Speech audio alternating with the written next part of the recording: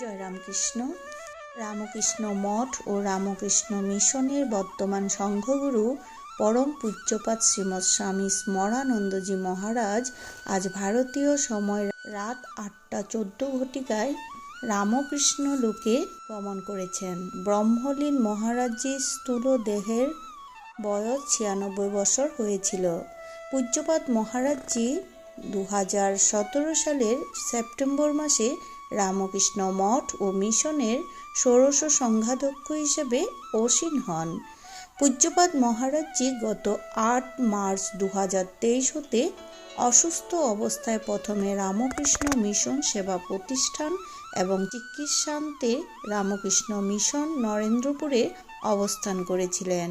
চলতি বৎসরে ২০২৪ ২৯ জানুয়ারি হতে পুনরায় পূজ্যপাদ মহারাজজির স্বাস্থ্যের অবনতি হওয়ায় প্রথমে পিয়ারলেস হসপিটাল ও পরবর্তীতে রামকৃষ্ণ মিশন সেবা প্রতিষ্ঠানে ভর্তি করা হয়।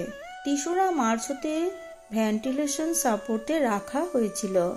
পরম পূজ্যপাদ শ্রীমৎ স্বামী স্মরানন্দজি মহারাজ ১৯২৯ সালে তামিলনাড়ুর তাঞ্জাভুর জেলার আন্দামি গ্রামে আবির্ভূত হন।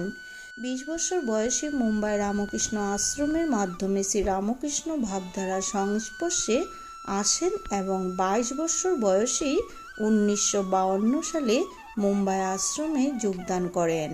পূজ্যপাদ মহারাজজি রামকৃষ্ণ মঠ ও রামকৃষ্ণ মিশনের সপ্তম সংঘগুরু পরম পূজ্যপাদ শ্রীমৎ স্বামী শঙ্করানন্দজি মহারাজের কাছে মন্ত্রদীক্ষা লাভ করেছেন। পরম পূজ্যপাদ শঙ্করানন্দজি মহারাজের কাছে ১৯৫৬ সালে ব্রহ্মচর্য সংস্কার এবং ১৯৬০ সালে সন্ন্যাস সংস্কার লাভ করেন। পূজ্যপাদ মহারাজজি মুম্বাই রামকৃষ্ণ আশ্রম, অদ্বৈত আশ্রম অর্থাৎ মায়াবতী ও কলকাতা রামকৃষ্ণ মিশন, সারদাপীঠ, চেন্নাই রামকৃষ্ণ মঠে সেবারত ছিলেন।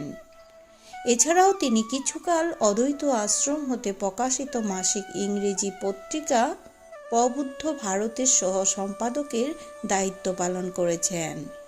১৯৮৩ রামকৃষ্ণ মঠের ওছি ও রামকৃষ্ণ মিশন পরিচালন সমিতির সদস্য হন এবং ১৯৯৫ হতে রামকৃষ্ণ মঠ ও রামকৃষ্ণ মিশনের সহ সম্পাদক এবং ১৯৯৭ হতে ২০০৭ সাল পর্যন্ত সাধারণ সম্পাদক ছিলেন।